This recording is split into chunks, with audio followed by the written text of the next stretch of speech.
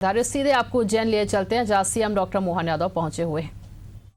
आप देख रहे हैं मां सरस्वती के समक्ष दीप प्रज्वलित हो रहा है। हमारे बीच में प्रदेश के यशस्वी मुख्यमंत्री डॉक्टर मोहन यादव जी दीप प्रज्वल कर कार्यक्रम का विधिवत शुभारंभ कर रहे हैं।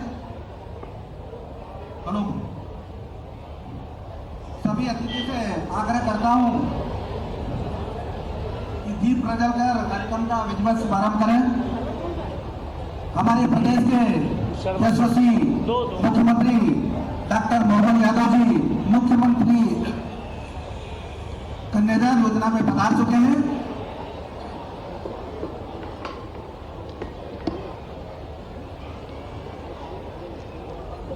हेलो हेलो, बोले भारत माता की, बोले भारत माता की।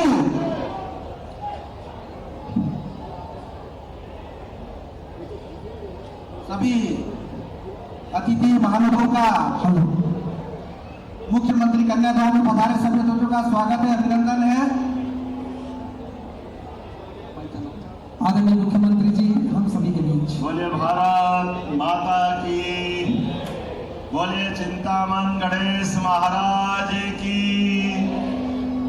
मैं समझता हूँ कि समय की कमी है, आज बहुत सारे कार्यक्रम में भी जाना है और हम यहाँ 1.5 घंटे से भी ज़्यादा विलंब से इस कार्यक्रम में आए। तो एक तो स्वागत सत्कार के लिए हमने सबको आपको पुष्पार्चित किए, जोरदार ताली बजा करके अपने इस पूरे आयोजन का आनंद लें।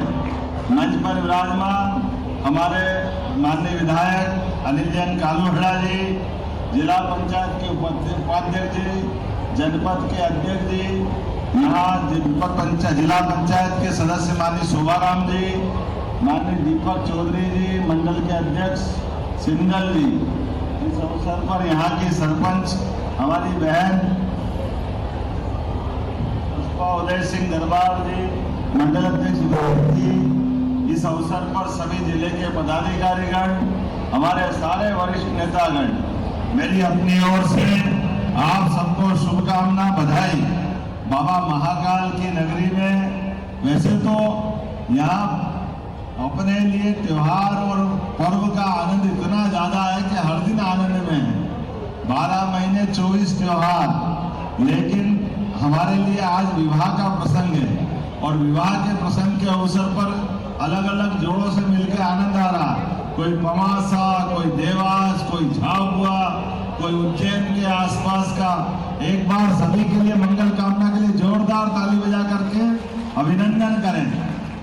हमारी सरकार के बनने के बाद लगातार हमने सभी प्रकार के कामों का बढ़ावा दिया है और ये दाऊखेड़ी तो ऐसा लग रहा है, दाऊखेड़ी, चांदमुख, सिकंदरी, गोठड़ा, सावरा खेड़ी, जीवन खेड़ी, ये तो ऐसा लगता था पहले जैसे कोई अपराध हो गया यहाँ रहने वालों का। हमारे लिए आज बदलते दौर में ये स्वर्ग बन गया। जोरदार अभिनंदन करें, ऐसा लग ही नहीं रहा है। जहां से घुसो वहां से सड़क। अपने चिंतामन के पास से ये जो आरटीओ का कार्यालय आया है और आरटीओ के कार्यालय के पीछे 4 लेन, आने वाले समय में ये रेलवे स्टेशन मुख्य स्टेशन बनने वाला। रवि वर्मा जी दरबार, अंतर सिंह जी, आने वाले समय में हम कहाँ गुरु महाराज चिंतामन वाले, चिंता मत करना, सबसे ज्यादा आनंद आप ही के आएंगे। तीनों गणेश आपके प्रसन्न हुए, दूसरे का नंबर ही नहीं आ रहा। चिंतामन, इच्छामन और सिद्धि विनायक परमात्मा की दया से आज के इस अवसर पर एक बार फिर जब मैं अपने सामूहिक विवाह को देखता हूं तो इनकी परिवार की परिस्थिति के आधार पर समाज के साथ खड़े होकर के आप सबसे भी निवेदन करता हूं कि हमारे जीवन में अगर आपने 2 पैसे भी कमाए हो तो फालतू मत खर्च करो। अपने बच्चों का सामूहिक विवाह में विवाह करने का एक तरह से ये सामाजिक सुधार का बड़ा कदम भी है।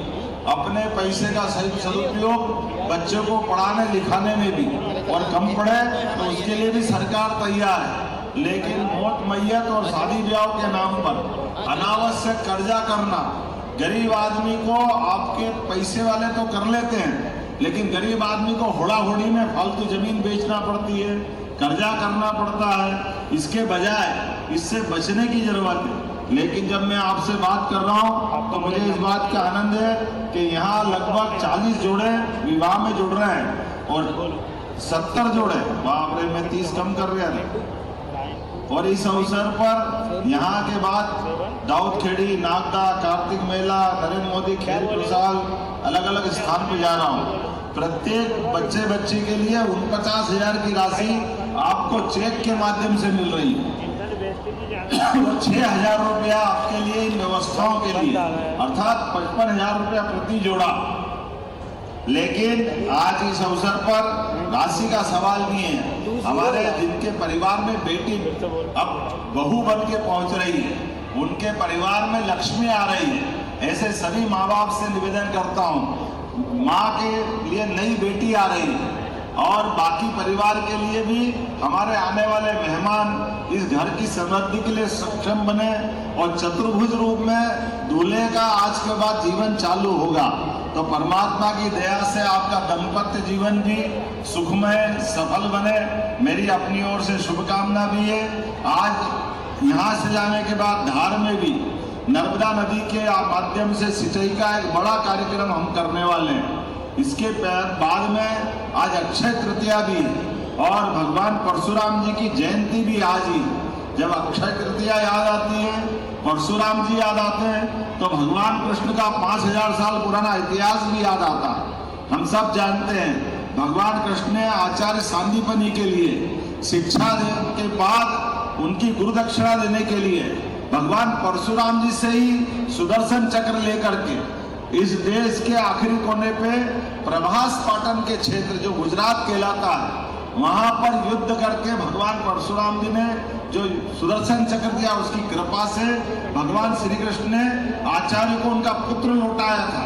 तो ये भगवान कृष्ण और परशुराम जी का अतीत का गौरवशाली पक्ष, जिसके कारण से जाना पाओ प्रसिद्ध हुआ है। मैं जाना पाओ भी जाने वाला हूँ और हमने तय किया है प्रत्येक भगवान कृष्ण की वो लीलाएं जहाँ हुई है, प्रत्येक स्थान को धार्मिक दृष्टि से तीर्थ बनाएंगे, धार्मिक पर्यटन का बड़ा केंद्र बनाएंगे। इसके माध्यम से भगवान कृष्ण की जा लीलाएं हुई, वो तो हमारे लिए सदैव पूजनीय रहने वाली। जब हम अपने किसानों के लिए बेहतर की बात करते हैं तो हमने गेहूं के लिए भी 2600 रुपये कुंटल, जोरदार अभिनंदन करो किसान भाई बहनों के लिए।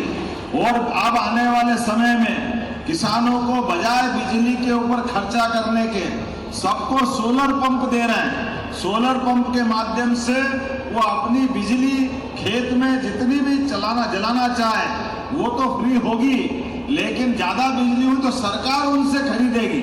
जीवन में किसानों की मदद के लिए इसी महीने अगले 3 तारीख को उज्जैन इंदौर दोनों संभाग को मिलाकर के मंदसौर जिले के सीतामऊ गरोड के पास एक कृषि मेला लगा रहे हैं, ताकि उन्नत प्रकार के कृषि यंत्र, उन्नत प्रकार के बीज, फलोत्पादन की अच्छी वैरायटी, सभी प्रकार की सुविधा दे करके किसानों की जिंदगी में और जो बेहतर हो सकता है, किसान आधारित उद्योग लगाने के लिए भी ये इन्वेस्टर समिट की तरह काम करेंगे। और केवल यहाँ मालवा में नहीं, मालवा के बाद महाकौशल में, रीवांचल में, चंबल में और सबसे बड़ा एग्रो विजन अक्टूबर में सीहोर में करेंगे। एक एक करके हर महीने इस प्रकार के आयोजन करके, जैसे उद्योग धंधों के माध्यम से सबके जीवन में बेहतरी हो, ऐसे कृषि आधारित उद्योग धंधों को बढ़ाने के लिए भी हमारी सरकार काम कर रही है। और उज्जैन की तरफ जब देखते हैं तो धार्मिक दृष्टि से उज्जैन दुनिया के अंदर आध्यात्मिक रूप से, सांस्कृतिक रूप से ये सबके लिए महत्वपूर्ण केंद्र बने। इसलिए भगवान महाकाल की नगरी में आने वाले समय में विकास के वो सारे काम कर रहे हैं। जैसे यशस्वी प्रधानमंत्री श्रीमान नरेंद्र मोदी जी ने 2022 में महाकाल के महालोक का लोकार्पण करते हुए उज्जैन के विकास में जो अपना योगदान दिया, उनके आशीर्वाद के बाद से अब उज्जैन पलट के नहीं देखेगा। आप सबसे भी निवेदन है, अपने जीवन में अलग अलग प्रकार से जो जहां है अपनी खेती बाड़ी की जमीन आप बचा के रखना। आपके जीवन में एक एक इंच जमीन और बदलती जाएगी, लेकिन जैसे समय बदलेगा, आपकी अपनी जीवन में आपके पास कोई कारण से आपको थोड़ी बहुत जमीन देनी पड़े तो वो विकास के लिए होगी, लेकिन विकास के माध्यम से जो आपकी जीवन में अब प्रतिष्ठा बढ़ेगी वो आने वाली पीढ़ियों के लिए है। हमने अपने जीवन में सब प्रकार से आनंद देखे, लेकिन अब भविष्य में हमारे अपने यहाँ के बच्चे प्रदेश भर के, केवल उज्जैन नहीं, क्या इंदौर, क्या बुंदेलखंड, क्या महाकौशल, विंध्य, चारों तरफ यशस्वी प्रधानमंत्री के नेतृत्व में विकास का नया परचम लहराएगा। मेरी अपनी ओर से एक बार फिर सामूहिक जोड़े के इस प्रयास के लिए शुभकामना। वीरेंद्र भाई, यहाँ की समिति, जनपद पंचायत, सबको बधाई, बहुत बहुत धन्यवाद। भारत माता की जय। धन्यवाद आदरणीय मुख्यमंत्री, यशस्वी मुख्यमंत्री डॉक्टर मोहन यादव जी। आदरणीय मुख्यमंत्री जी का भव्य स्वागत होने वाला है। स्वागत के लिए हमारे जनपद के अध्यक्ष भंवर भाई, अनिल जी, हमारे वीरेंद्र जी आंजना, सतीश जी सिंगल साहब और पूरी टीम आए और माननीय हमारे प्रदेश के यशस्वी मुख्यमंत्री डॉक्टर मोहन यादव जी का स्वागत करें। अजय जी जोशी, अनिल जी सिंगल, वीरेंद्र जी आंजना, दीपक जी चौधरी, भंवर भाई और यहाँ की जो सरपंच पुष्पा उदय सिंह जी दरबार पधारे और हमारे प्रदेश के मुखिया डॉक्टर मोहन यादव जी का जोरदार स्वागत करें।